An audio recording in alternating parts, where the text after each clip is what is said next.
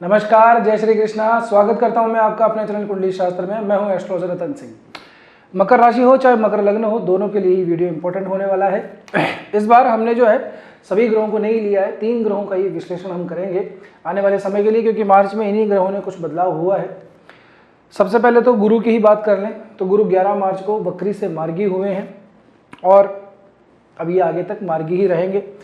शनि की बात करें तो शनि अस्त हो गए हैं 13 मार्च को। फिर 15 मार्च को दो दिन बाद के अंदर सूर्य ने मीन राशि के अंदर प्रवेश किया है, यानी कि बैक टू बैक 4-5 दिनों के अंदर इन 3 ग्रहों के अंदर ये परिवर्तन हो चुके हैं। और जब आप ये वीडियो देख रहे हैं तो नया संवत्सर भी हमारा लग चुका होगा, विक्रमी संवत्सर 2083।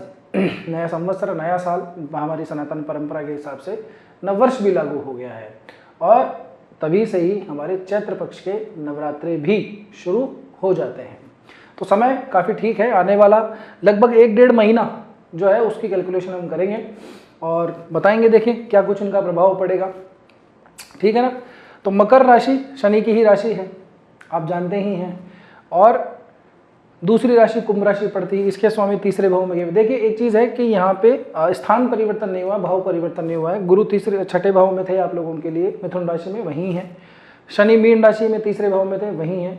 लेकिन इन्होंने थोड़ी सी चाल बदली है, एक ग्रह वक्री हुआ है, एक ग्रह अस्त हुआ है। क्या कुछ प्रभाव पड़ेगा इसी के ऊपर बात करें। थोड़ा समझ लीजिए वक्री ग्रह होता क्या है। वक्री का मतलब होता है कि हमें प्रतीत ऐसा होता है आकाश में जब देखते हैं कि ग्रह उल्टा चल रहा है, रिवर्स चल रहा है।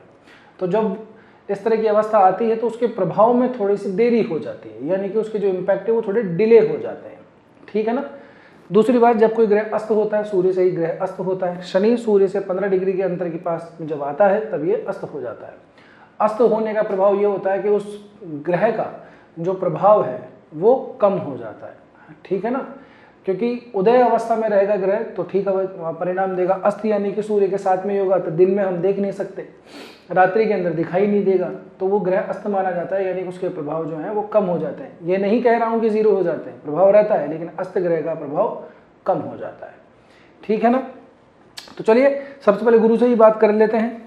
गुरु आप लोगों के लिए छठे भाव के अंदर बैठे हैं, मिथुन राशि के अंदर।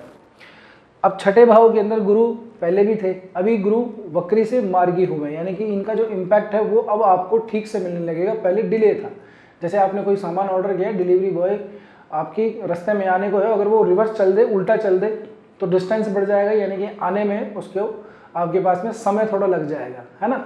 तो इस समय जो है, यानी कि इसका जो प्रभाव है, ये पहले वक्री अवस्था के अंदर थोड़ा सा देर से आ रहा था, अब ये मार्गी हो चले हैं, अपनी ही गति से चल रहे हैं। यानी कि जिस गति से, जिस प्रभाव से, जिस समय के हिसाब से आपको टाइम ड्यूरेशन के अंदर जो इम्पैक्ट पड़ना चाहिए था वो इम्पैक्ट पड़ेगा। और वैसे भी गुरु की जो भी चाल है वो ओवर स्पीड है, इसको हम अतिचारी भी कहते हैं। तो छठे भाव के अंदर गुरु हैं, छठे भाव में गुरु इतने ज़्यादा अच्छे नहीं माने जाते, मिथुन राशि में है। आपकी राशि के लिए गुरु वैसे भी कारक नहीं बनते, तीसरे और 12वें भाव के स्वामी बनते हैं, लेकिन गुरु तो गुरु हैं। गुरु की शुभ दृष्टि है, वो कैसे हम छोड़ देंगे। गुरु का अपना जो स्थान है वो तो मायने रखता ही है, गुरु का अपना प्रभाव तो मायने रखता ही है। छठे भाव के अंदर गुरु आकर के एक तो कुछ पेट से संबंधित समस्याएं अगर आपको दे रहे थे, कोई कॉन्स्टिपेशन से रिलेटेड कोई प्रॉब्लम दे रहे थे, कोई पैंक्रियाज वगैरह के अंदर, आंतों के अंदर, लिवर वगैरह के अंदर अगर कोई प्रॉब्लम थी तो वो वक्री गति की वजह से हो रही थी। अब ये मार्गी हो जाएंगे तो इसका इम्पैक्ट आपको थोड़ा सा ठीक मिलेगा, एक बात तो ये है। ठीक है ना। छठे भाव के अंदर हम वर्क एनवायरनमेंट को भी देखते हैं, काम का जो क्षेत्र है आपका, काम और काम का एनवायरनमेंट दोनों अलग अलग बातें हैं। ठीक है ना। यानी काम आप क्या कर रहे हैं ये बात नहीं है, काम आप किस परिस्थिति में कर रहे हैं, किन लोगों के साथ में कर रहे हैं, ऑफिस कहाँ पर है, कैसे लोग हैं आसपास, वो वर्क एनवायरनमेंट कहलाता है। ठीक है। तो गुरु का मार्गी होना आप लोगों के लिए वर्क के एनवायरनमेंट को थोड़ा सा सुधार रहा है अगर आपके पास में। अब देखिए 2 बातें हैं, आपकी पत्रिका के अंदर गुरु की पोजीशन अगर अच्छी है, यानी कि गुरु केंद्र के अंदर बैठे हुए हैं, गुरु आपके सप्तम के अंदर अगर बैठे हुए हैं, उच्च राशि के अंदर बैठे हुए हैं, लग्न में बैठे हुए हैं, दशम में हैं, आपके चौथे में बैठे हुए हैं, ठीक है ना, या फिर त्रिकोण के अंदर बैठे हुए हैं, तो गुरु अपना शुभ प्रभाव आपको ठीक से दे रहे होंगे। फिर साथ में गुरु की दशा, अंतरदशा और प्रत्यंतर दशा भी अगर चल रही है तो गुरु का इम्पैक्ट आपके ऊपर ज़्यादा पड़ रहा होगा। छठे भाव के अंदर गुरु चले गए होंगे तो आप इसकी नेगेटिविटी से जूझ रहे होंगे। वक्री होने से ये है कि उसका नेगेटिविटी का प्रभाव थोड़ा सा कम आ रहा होगा, लेकिन जब ये मार्गी हो गए हैं तो उस नेगेटिविटी का प्रभाव अपनी स्पीड से आने लगेगा, ठीक है ना। तो इसका मतलब ये हुआ कि आपके मेन चार्ट के अंदर ग्रहों की पोजीशन क्या है, सबसे इंपॉर्टेंट ये है। उसके बाद में किस ग्रह की दशा, अंतर्दशा, प्रत्यंतर की मैट्रिक्स क्या चल रही है, ये इंपॉर्टेंट है। बाकी फिर आपके नक्षत्र, आपके नवमांश, दशमांश, अलग अलग डिविजनल चार्ट, जैसे समस्या उस तरह के चार्ट, ठीक है ना। इन सब चीज़ों को फला करके फिर बाद में ही जो प्रेजेंट में ग्रहों की स्थिति, जिसको हम गोचर कहते हैं, वही फलाया जाना चाहिए। यही तरीका है। ऐसा नहीं है कि अब गुरु मार्गी हो गए, अब आपको धन देंगे, ये होंगे, छप्पड़ फाड़ के पैसा मिलेगा, फलाना चलाना, ऐसा नहीं होता है, ठीक है ना। क्योंकि वो एक ग्रह है, बाकी ग्रहों का भी तो कैलकुलेशन लगाना पड़ेगा, और फिर उस ग्रह से संबंधित अगर कोई दशा, प्रत्यंतर दशा भी नहीं पड़ रही है तो फिर उसका इम्पैक्ट थोड़ा कम हो जाता है, या यूं कहूँ कि बहुत ज़्यादा कम हो जाता है, ठीक है ना। बहरहाल अब देखिए, गुरु को अगर आप देखेंगे तो पुनर्वसु नक्षत्र के अंदर ही चल रहे हैं। पुनर्वसु नक्षत्र गुरु का स्वयं का ही नक्षत्र है, ठीक है। पहले चरण में है, 20 अप्रैल को ये दूसरे चरण के अंदर प्रवेश कर जाएंगे, यानी कि अपनी मार्गी गति से आगे बढ़ रहे हैं। यहाँ से गुरु की अगर आप देखेंगे तो 5वीं दृष्टि आपके कर्म क्षेत्र के ऊपर पड़ती है। छठा भाव वर्ग के एनवायरनमेंट को भी दिखाता है, तो यहाँ पे थोड़ा सुधार हमको वर्क एनवायरनमेंट में दिखाई दे रहा है, ठीक है ना। गुरु की छठे भाव तो चलो ठीक है, गुरु भाव इतने अच्छे नहीं माने जाते, लेकिन गुरु का खुद का इम्पैक्ट तो पड़ेगा ही पड़ेगा ना। तो वर्क एनवायरनमेंट सुधरेगा। ऑफिस पॉलिटिक्स से अगर आप थोड़ा सा शिकार हैं तो वहाँ से थोड़ा सा आप लोगों को राहत मिलेगी। काम के अंदर भी आपकी थोड़ी सी जो है ग्रोथ बनेगी, या आपकी जो कहते हैं ना कि यार काम कर रहे हैं लेकिन उसका क्या है कि उसको डेजिग्नेशन नहीं मिल रहा है, उसको रिकग्निशन नहीं मिल रहा है ना, तो वो आप लोगों को यहाँ पे प्राप्त होगा। काम में थोड़ा सा बढ़ोतरी भी हो सकती है, वृद्धि भी हो सकती है, ठीक है ना। साथ ही साथ के अंदर अगर स्वास्थ्यगत समस्याएं, जैसे मैंने बताया कॉन्स्टिपेशन की अगर प्रॉब्लम है, पेट से संबंधित कोई दिक्कत आ रही है, कई लोगों को पाइल्स वगैरह की भी प्रॉब्लम रह जाती है ना। खर्चे, एक्सपेंशन नहीं रुक रहे हैं, बहुत सारी चीज़ें हैं, तो अगर ऐसा कुछ है तो यहाँ से आप लोगों को थोड़ी सी ये भी राहत मिलने वाली है। लेकिन गुरु की मार्गी अवस्था अपने प्रभाव को बढ़ा देगी, इस बात का ध्यान रखिएगा, ठीक है ना।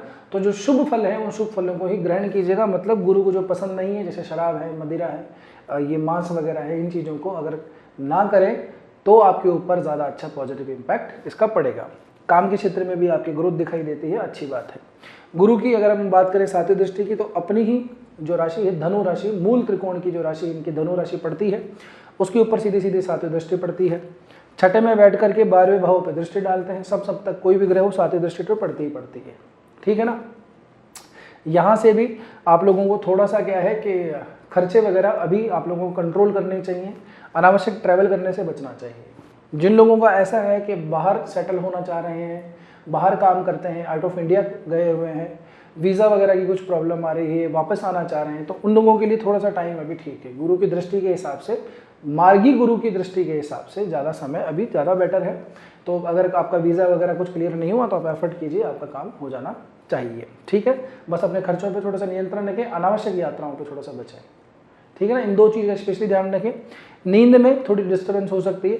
आपके मेन चार्ट के अंदर 12वें भाव के अंदर कोई ग्रह बैठा हुआ है वहीं पे धनु राशि के अंदर, और उसी से संबंधित अगर कोई प्रत्यंतर भी आ गया है तो नींद के अंदर आप लोगों को थोड़ी डिस्टर्बेंस आ रही होगी, रात को नींद नहीं आ पाती होगी, सोने में थोड़ी दिक्कत आ रही होगी। क्योंकि यहाँ से अगर आप देखेंगे आगे तो शनि की भी 10वीं दृष्टि इसी धनु राशि के ऊपर आती है, तो यहाँ से थोड़ी सी दिक्कत थोड़ी झेल रहे थे। शनि की तरफ से आप लोगों को इम्पैक्ट अभी थोड़ी देर में बात करते हैं।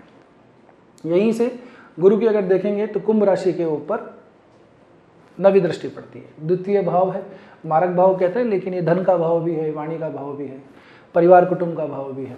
यहाँ पे ऑलरेडी राहु मंगल बैठे हैं, तो जो ग्रह कलेश चल रहे हैं, घर के अंदर थोड़ी सी आनाबानी चल रही है, लोगों की बनती नहीं है आपस में, भाइयों की नहीं बनती, भाई देवरानी जेठानी की नहीं बनती, सास बहू की नहीं बन रही है ना। इस तरह की सिचुएशन चल रही होगी।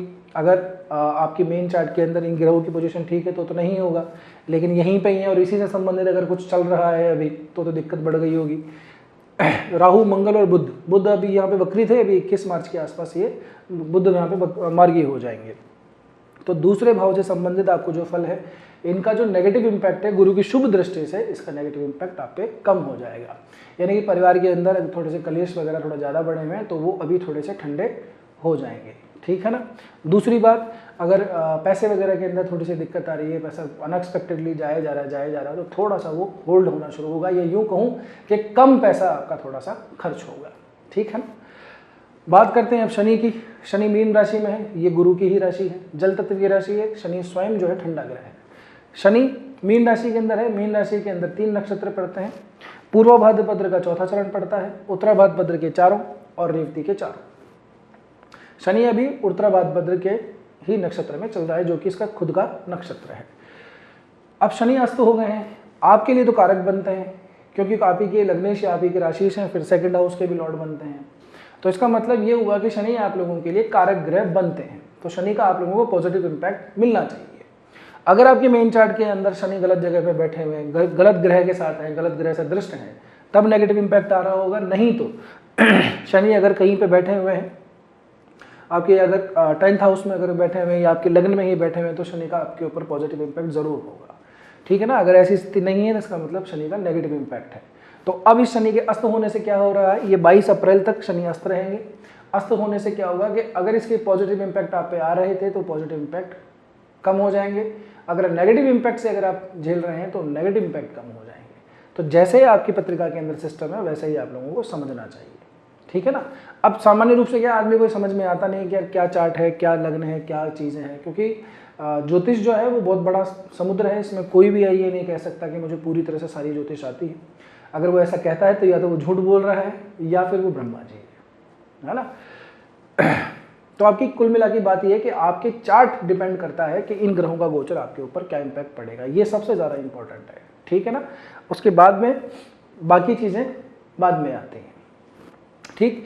तो अब शनि के अगर पॉजिटिव इंपैक्ट झेल रहे हो तो शनि के अस्त होने से वो चीज़ें थोड़ी सी कम हो जाएंगी। शनि यहाँ पे आपके तीसरे भाव में है, तो मेहनत करने में थोड़ा सा झिझकोगे, पीछे हटोगे, रिस्क नहीं ले पाओगे।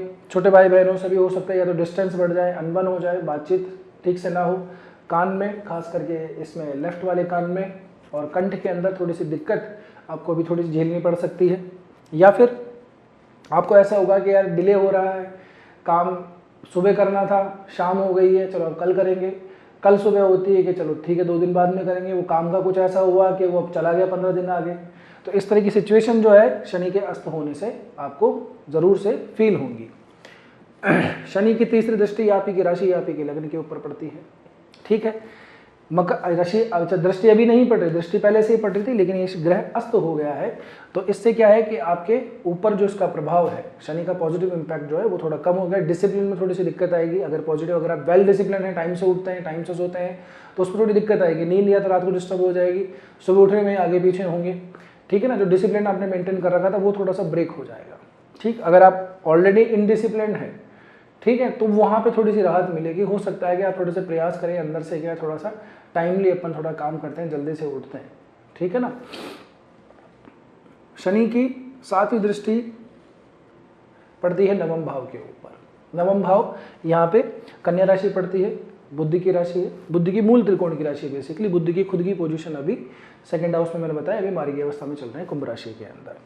भाग्य के अंदर, धर्म कर्म के अंदर, अपने सीनियर, अपने बॉसेस है ना, उनसे थोड़े से कांटेक्ट बढ़ाने में, लोगों से सम्मान पाने में, आदर पाने में, समृद्धि पाने में, यहाँ पे भगवान, इवन भगवान का, गुरुजनों का, अपने पितरों का, देवताओं का आशीर्वाद पाने में ये भाव बहुत ज़्यादा इंपॉर्टेंट होता है।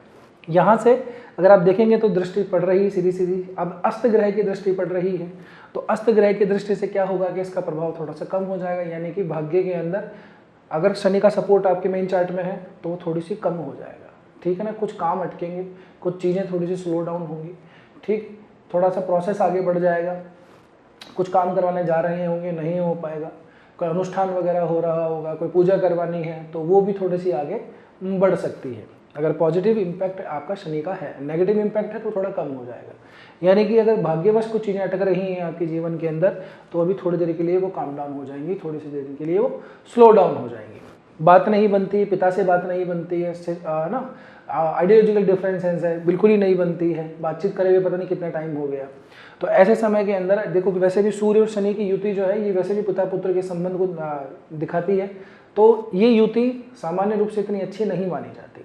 तो पिता पुत्र के अंदर विवाद आना स्वाभाविक सी बात हो जाती है। तो ऐसी स्थिति को जन्म ना मिले आपके घर में, आपके परिवार में सुख समृद्धि बनी रहे, तो इन चीज़ों का इसलिए ध्यान रखिएगा। अगर आइडियोलॉजिकल डिफरेंसेस आते हैं तो बैकफुट पे आ जाइए। अगर आप ईगो आगे रखेंगे, अपने एरोगेंस को आगे रखेंगे, तो चीज़ें आगे बढ़ेंगी और फिर वो तबाही मचा सकती हैं। ठीक है ना।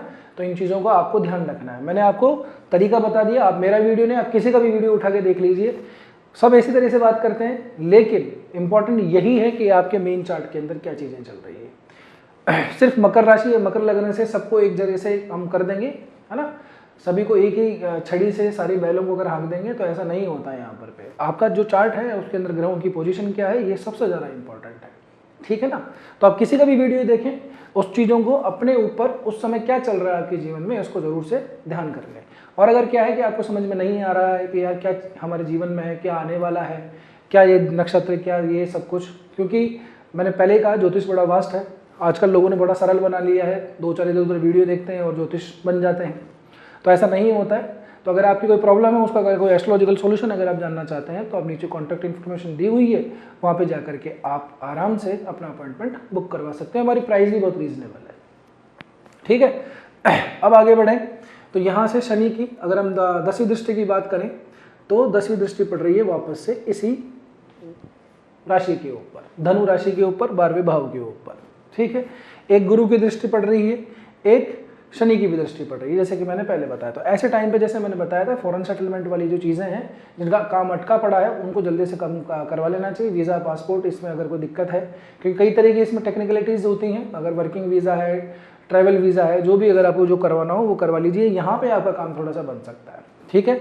एक और बात, जो अनएक्सपेक्टेड थोड़े से खर्चे हो रहे थे, गुरु के प्रभाव से वो थोड़े से बढ़ सकते हैं, शनि के प्रभाव से वो थोड़े से कम हो जाएंगे। तो एक कुल मिला के बात ये है कि थोड़ी सी बैलेंसिंग यहाँ पे दिखाई दे रही है, ठीक है ना। और शनि की ये जो दृष्टि है आप लोगों के लिए, एक और चीज़ यहाँ पे ध्यान रखिएगा, नींद में अगर स्पेसिफिकली अगर कोई आपको दिक्कत आ रही है तो समझ लीजिएगा इन्हीं ग्रहों से संबंधित कुछ ना कुछ आपके चल रहा है, या फिर ये जो नक्षत्र है, उत्तरा भाद्रपद है, पुनर्वसु नक्षत्र है ना, रेवती है, या फिर पूर्व भाद्रपद है, इनसे संबंधित जो स्वामी हैं इनके, उन्हीं से संबंधित कोई दशांतर दशा आपकी चल रही होगी, ठीक है। अब यहाँ पे शनि तो है ही है, सूर्य भी तो आ गए हैं, तो शनि और सूर्य का मिलन, ये वैसे मैंने अभी आपको बताया पिता पुत्र के संबंधों में थोड़ा सा गड़बड़ करता है, न सिर्फ पिता पुत्र के बल्कि जो भी आपके सीनियर हैं, चाहे आपके ऑफिस के अंदर हों, है ना, आपके बॉस हों, आपके मैनेजर हों, उनसे थोड़ा डिस्टर्बेंस बढ़ा देता है। जो लोग व्यापार वगैरह करते हैं, है ना, उनके भी जो आगे काम करने वाले हैं, जो उनके एंसेस्टर हैं, जो पुराने हैं, या फिर जिनसे भी उनका ठीक व्यवहार है, वो व्यवहार भी थोड़ा सा बिगड़ने की स्थिति सी थोड़ी सी आ जाती है। काम के अंदर खुद के ही आदमी में थोड़ा डिलेनेस आ जाता है, तो इन चीज़ों को थोड़ा सा मैनेज करके रख लीजिएगा, ठीक है ना। सूर्य की दृष्टि भी यहाँ पे पड़ती है, सूर्य भी इस लग्न के लिए, एक इस राशि के लिए 8वें भाव का स्वामी बनता है, तो सूर्य भी कारक नहीं बनता है यहाँ पे, ठीक है ना। तो सूर्य की दृष्टि भाग्य भाव पे पड़ रही है, हालांकि ये जो भाव है इसका कुछ कारक तो सूर्य को भी प्राप्त है, नवम भाव का, लेकिन सूर्य की दृष्टि वहाँ पे पड़ रही है। सूर्य अपने आप में ठीक है, बली है। सूर्य खुद अभी 14 जनवरी से शनि से काफ़ी थोड़ा सा परेशान है, क्योंकि मकर राशि में गया था, शनि की राशि, फिर कुंभ राशि में आया, शनि की राशि, अब शनि के साथ में युति हो गई है, ठीक है ना। शनि सूर्य को थोड़ी सी राहत मिलेगी 14 अप्रैल के बाद में, जब ये अपनी मेष राशि के अंदर जाएंगे। मेष राशि इनकी उच्च की राशि होती है। तो यहाँ से सूर्य के प्रभाव की वजह से भाग्य वगैरह के अंदर, वही बात है, अगर आपके सूर्य यहाँ बैठे हुए हैं मेन चार्ट के अंदर, तो मतलब सूर्य उच्च के हैं 4थे भाव के अंदर, ठीक है। वैसे तो कारक नहीं बनते हैं, लेकिन बढ़िया है, शुभ ग्रहों से दृष्टि है, गुरु वगैरह की, शुक्र की या बुध की कोई दृष्टि वगैरह पड़ रही है साथ में। शुक्र और बुध की तो दृष्टि पड़ नहीं सकती, गुरु की ही दृष्टि पड़ सकती है, साथ में अगर है, अस्त वगैरह नहीं है वो ग्रह, तो फिर ये शुभ फल में कन्वर्ट हो जाएंगे। नवमांश में शुभ ग्रहों को रूल कर रहे हैं, दशमांश में नव शुभ ग्रहों को रूल कर रहे हैं, तब ये और अच्छे बन सकते हैं। तो निर्भर करता है, वही बात है, आपके चार्ट के ऊपर। बहरहाल आप आगे बढ़े तो सूर्य की दृष्टि से भी आपको यहाँ पे मैं यही सलाह दूंगा कि वहीं पे पिता का थोड़ा सा हेल्थ का भी आपको साथ साथ में ध्यान रखना है, ठीक है। सब कुछ ठीक है, ट्यूनिंग व्यूनिंग सब कुछ ठीक चल रही है, तो हेल्थ पे थोड़ा सा ध्यान रखिएगा। स्पेशली हेल्थ में अगर उनको स्पेशली अगर हार्ट की प्रॉब्लम है, न्यूरोलॉजिकल प्रॉब्लम है, तो उससे संबंधित चीज़ों को जरूर ध्यान रखिएगा, क्योंकि 24 मार्च तक जो है 24 मार्च की रात को ये होगा, शुक्र भी यहीं पे बैठे हुए हैं, ठीक है ना। अभी शुक्र भी यहीं पे ही हैं, मीन राशि के अंदर शुक्र उच्च के होते हैं, तो शुक्र भी तो दृष्टि डाल रहे हैं। तो ऐसे टाइम के अंदर कई बार शुगर, बीपी, थायराइड, इस तरह की जो चीज़ें होती हैं, ये बहुत ज़्यादा आदमी की थोड़ी बढ़ जाती हैं, तो इसका भी थोड़ा सा ध्यान रखना है आप लोगों को, ठीक है। तो ये 3 ग्रह अगर आप देखेंगे तो कहाँ कहाँ पे देखिए रूल कर रहे हैं। सूर्य किस भाव को रूल करते हैं? 8वें भाव को रूल करते हैं। शनि आपकी खुद की लग्न, आपकी राशि को 2य भाव को रूल करते हैं, 3rd हाउस में बैठे हुए हैं, इसके अलावा गुरु जो हैं आपके तीसरे और 12वें भाव को रूल करते हैं और 8वें में बैठे हुए हैं, यानी कि आधे से ज़्यादा भावों को इन 3 ग्रह ही आपस में जो है संबंध बना के रूल बना के बैठे हुए हैं। तो इन ग्रहों से संबंधित अगर कुछ आपका समय चल रहा है तो उसी हिसाब से आपको फलाना है जैसे आपकी पत्रिका है, ठीक है ना। अब देखिए अगर यहाँ तक पहुँचो तो वीडियो ठीक ही लगा होगा। वीडियो ठीक लगा है तो आपने लाइक शेयर तो कर ही दिया होगा, थोड़ा मोटिवेशन चाहिए होता है क्योंकि कंटिन्यू वीडियो बनाते हैं, आपने देखा होगा इसमें कोई स्क्रिप्ट भी नहीं होती है। अगर स्क्रिप्ट होती है तो इस तरह से वीडियो नहीं चलता है, कट होता है, उसमें एडिटिंग होती है। तो स्क्रिप्ट नहीं बनाते हैं, पहले काफ़ी कुछ कैलकुलेशन लगा के फिर आपको कुछ चीज़ें बात की जाती है। तो कुल मिला के बात यह है कि सब्सक्राइब चैनल को कर ही लीजिएगा। कैसा लगा वीडियो कमेंट करके ज़रूर बताना। एक रिक्वेस्ट है आप लोगों से सबसे है कि वीडियो को हाइप ज़रूर से दे दीजिएगा। कमेंट सेक्शन में जाएंगे, उसको स्वाइप करेंगे, वहाँ पर हाइप का ऑप्शन आएगा, वीडियो को हाइप ज़रूर से दे दीजिएगा। तो बस आज की वीडियो में इतना ही, मिलते हैं अगले वीडियो में। तब तक के लिए स्वस्थ रहिए, मस्त रहिए, अपना और अपना को ध्यान रखिए। जय श्री कृष्णा, जय श्री राम, हर हर महादेव, जय गौरी शंकर।